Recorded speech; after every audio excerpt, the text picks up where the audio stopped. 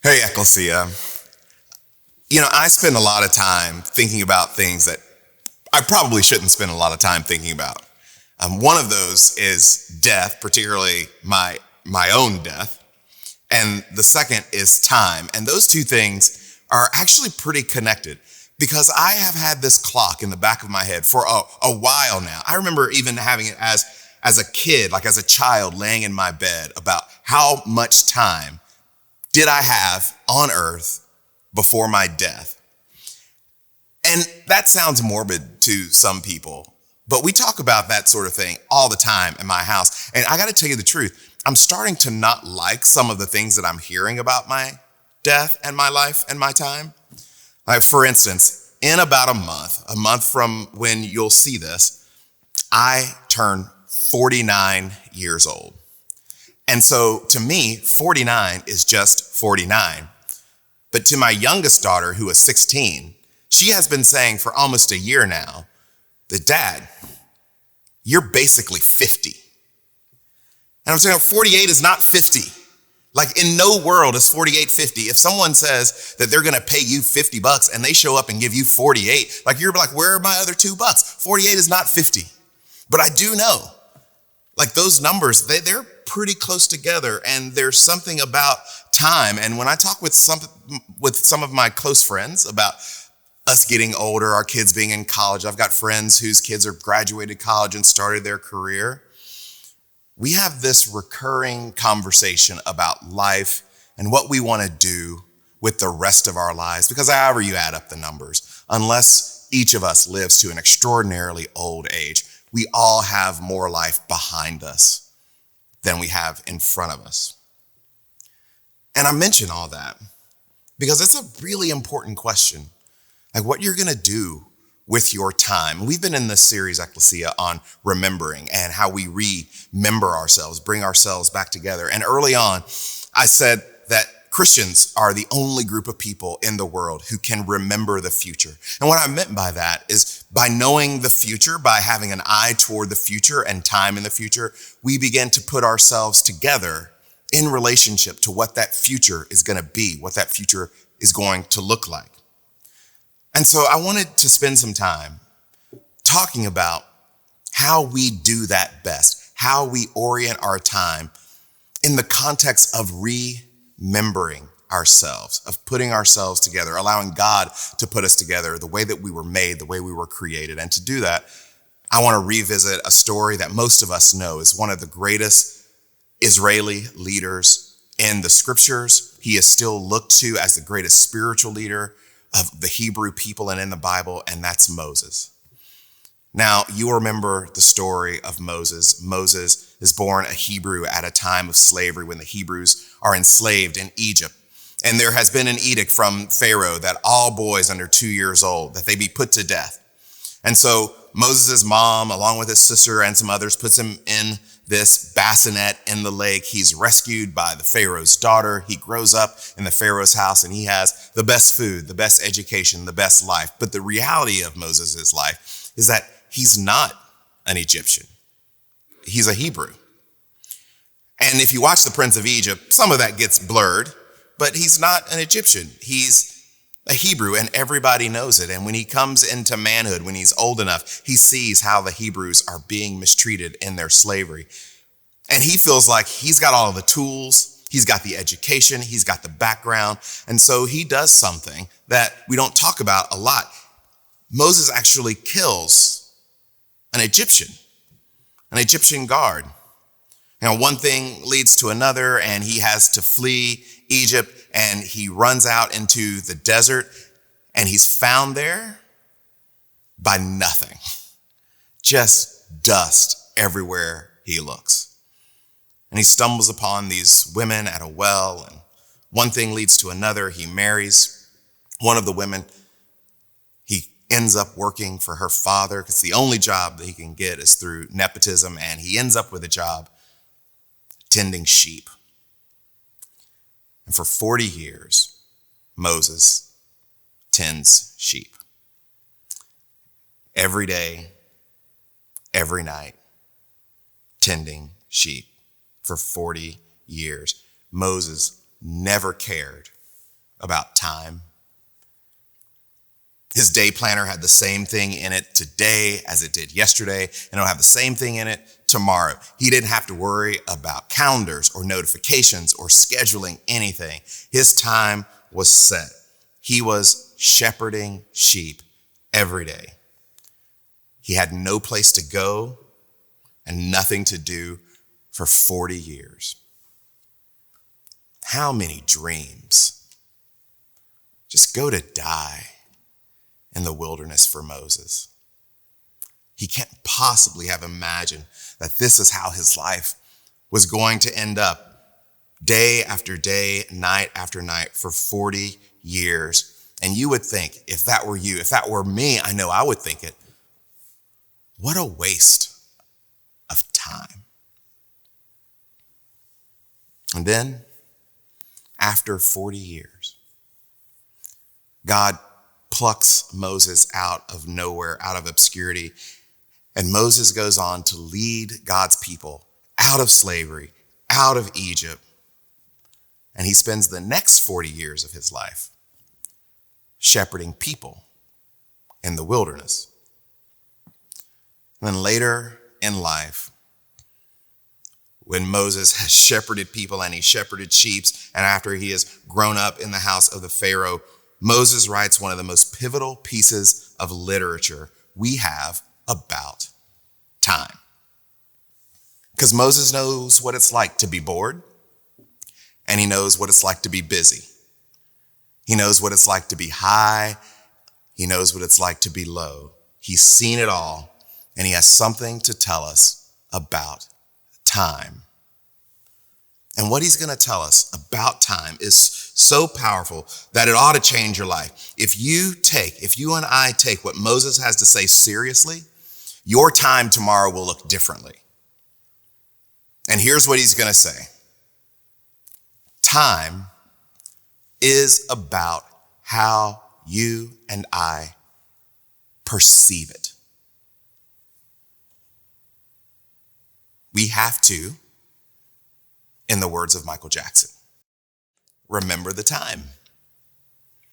So one of the aspects that comes up when I teach the Enneagram to groups about personality and how people function, one of the things I like to spend a lot of time working us through is time.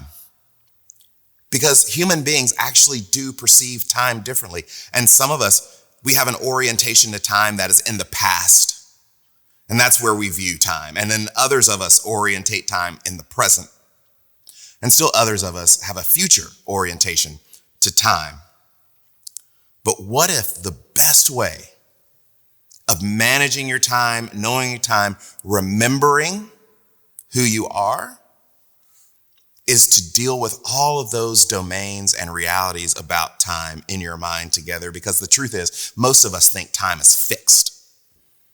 There's 60 seconds in a minute, 60 minutes in an hour, and so on, that time is fixed. And it is, in some regards. But if you change the way you perceive those seconds and those minutes, your life would be exponentially better. And you would do exponentially more good with your life. And if we don't perceive time rightly, we will get to a place in our lives where we will not remember what's most important. We will not remember who's most important. And with our time, we won't do anything memorable. And so Moses walks us through all of this late in his life in Psalm 90. And I just want to share some of it with you. He starts off in verse 1. He says, Lord, you have always been our refuge. Our ancestors made you their home long ago. That's our first mention of time.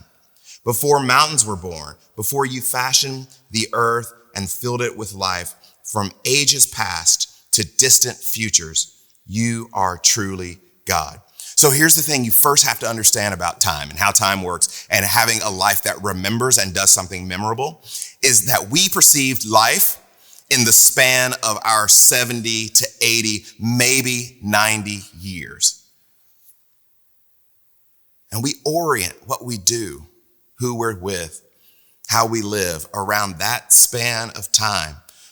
We think we're making choices, and we make them in that span of time about career or children or partners, who gets my attention, where I spend my money. We worry about what we're going to do in retirement because that time is coming. That's the way we see time. Moses doesn't see time that way. He says time is from ages past to distant futures. And then he goes on. He says, you turn people back to dust, saying, go back to the dust, children of Adam. Okay, there's more good news about time. Moses says that in the end, everyone returns to dust. No matter who you are, how smart you are, how good looking, how wealthy you are, how successful you are in the eyes of other people, or how broken you are, we all return to dust. And this is bad news in our contemporary culture because most of us have been told since the time we were very little that we were special. And the idea that we're going to end up just like everybody else ends up, like we find that kind of offensive. And the reality is, you're unique, beautifully unique, one of a kind. That's what unique means. That's why something can't be very unique. It's one of a kind. You're unique, but not special. Don't believe me? How does this sound? You're born, you go to school. After school's over, some of us enter into the workplace. Some of us go on and do more school. After that school is over, we join those other people in the workplace. Then we have careers, and we choose some different things. Some choose to be single, some choose to be married, some people have children. Then we get to a place where we've worked, and we've bought a house and a car, and we've taken some trips, and we've done some things, and then we get a little bit older and we're not as enthusiastic about doing all of those things that we did before, and we've put back a little bit of money and it's time to retire, and then we buy a retirement home or we move close to the kids or the grandkids, and then we do some fun things there, more of those trips, hanging out with the grandkids, and then we return to dust. You can be unique across all of that span. But that's pretty much what we all do. That's one of the common things about us. Matter of fact, that's the word that the scriptures use for us. Because God is holy, which means set apart, distinct. And the opposite of holy is not unholy. The opposite of holy is common. And you and I, we're common. And that's important to know. It's important to remember for your life to be memorable. And Moses goes on in verse 4. He says, for you, talking about God, 1,000 years is like a day when it is over, a watch during the night. There is no difference. 1,000 years is right from before the Crusades to about now. And Moses is saying that for God, that's like a watch in the night. That is 3 to 4 hours. 1,000 years for us. It's like 3 to 4 hours to God. And now from God's perspective, how long is your life? How long is my life? Verse 5, you release the waters of death to sweep mankind away in his slumber. In the morning, we are blades of grass growing rapidly under the sun, but withering quickly. Yet in the evening, we fade and die. That's how quick your life is. Like a blade of grass, it raises in the morning and quickly withers and dies. But I don't want us to miss the point. The point isn't that your life is over really quickly, so it doesn't matter what you do. It doesn't matter if your life is memorable. It doesn't matter who you remember or what you remember. The point is that your life is quickly So it matters a lot. The point is that life is so fast that it is futile to try to create something significant and lasting on your own. You just don't have enough time.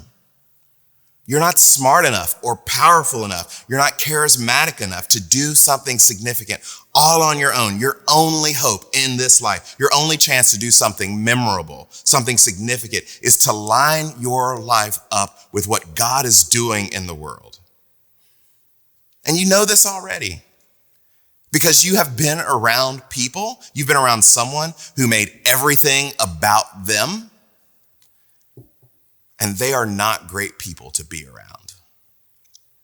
I remember years ago, a friend of ours was pregnant with their first child. And the way that she behaved, the way that she talked, you would have thought this was the first child that had ever been born anywhere in the world. Everything was about this child. And I kept thinking, people have done this before. Like, you're not the first. The only way to do something significant and memorable is to line yourself up with what God is already doing, because I just don't have that much time. Moses goes on, verse 10. He says, we may journey through life for 70 years. Some may live and breathe 80 if we are strong. Yet our time here is only toil and trouble. Soon our days are gone and we fly away.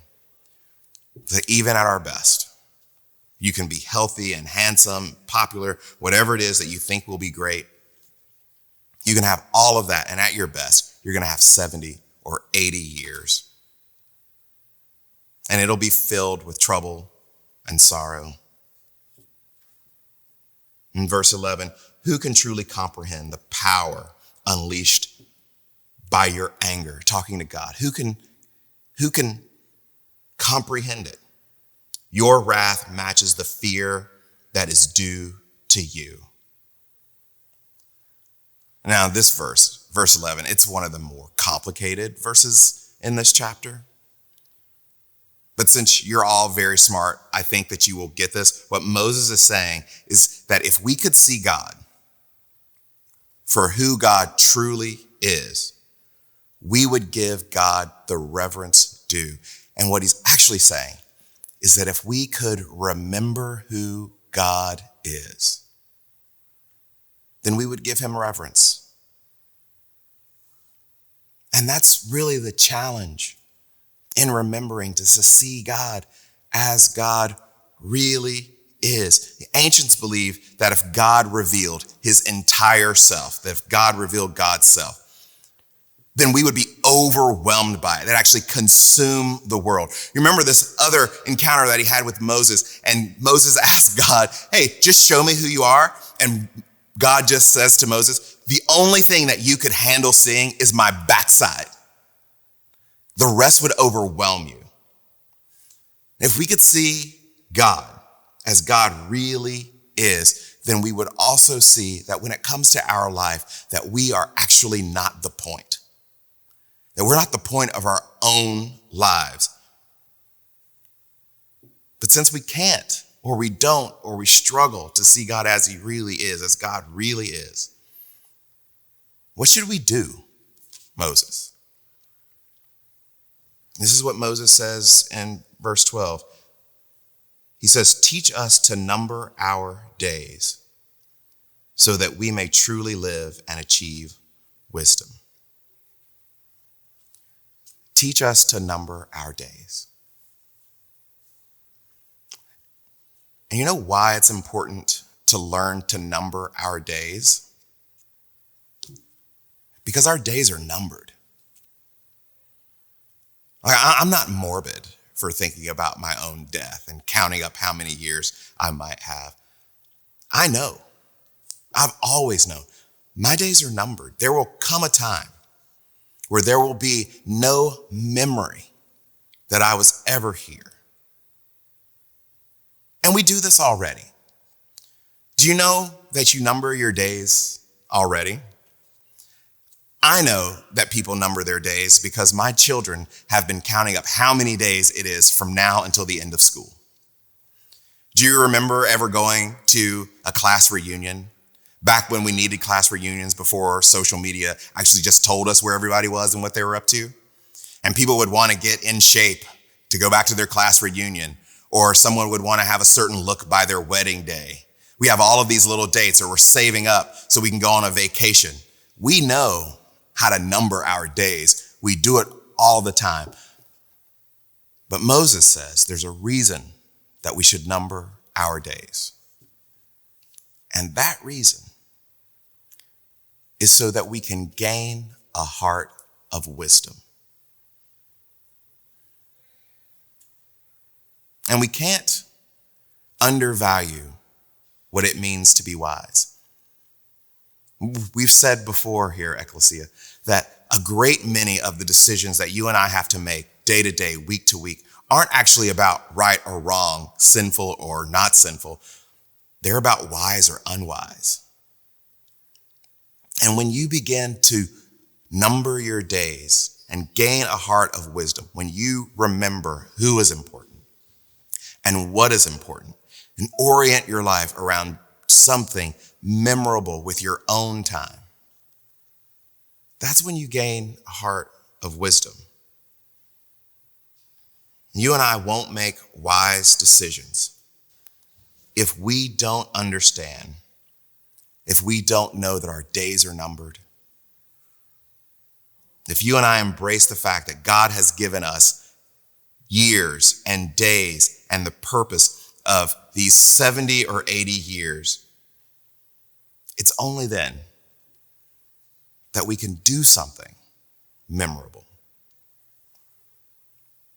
Your glory, your own personal glory, your own purpose, your time on earth is just too short to not remember what is most significant. Ecclesia, let me pray for you. God, give us a memory of the future that we don't have forever, that our days are numbered, and that only with and through you can we do anything memorable or worthwhile. And so we ask for that wisdom as we deal with our partners and our children, our co-workers, our community, to link our lives to what you are doing in the world so that we can learn your wisdom. We ask in the name of the Father, Son, and Holy Spirit. Amen.